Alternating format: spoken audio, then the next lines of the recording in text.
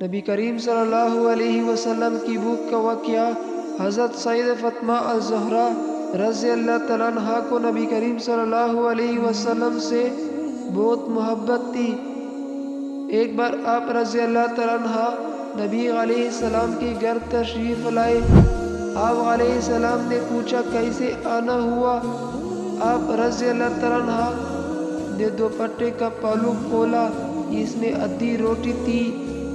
نبی کریم صلی اللہ علیہ وسلم کی خدمت میں پیش کر کے کہا، ابا جان آپ کے لیے تحفہ لائی ہوں۔ پوچھا یہ کیسے؟ عرض کیا ہم کئی دنوں سے بھوکے تھے۔ حضرت علی رضی اللہ تعالیٰ عنہ نے کچھ کام کیا جس کی عوض انہیں چند پیسے ملے اور آٹا لے کے آئے۔ میں نے اس کی روٹیاں پکائی، ایک ایک حسن حسین رضی اللہ تعالیٰ عنہ اور علی رضی اللہ تعالیٰ عنہ نے کھائے اور ایک سہیل کو دی۔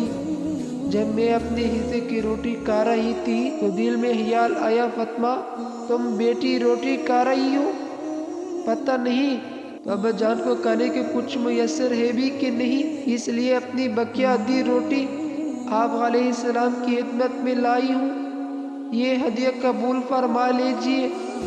حضور نبی کریم صلی اللہ علیہ وسلم نے فرمایا، اے فاطمہ قسم ہے مجھے اپنے رب کی، 3 دن گزر گئے تیرے باپ کی پیٹ میں کھانے کا ایک لقمہ بھی نہیں گیا۔ اللہ اکبر۔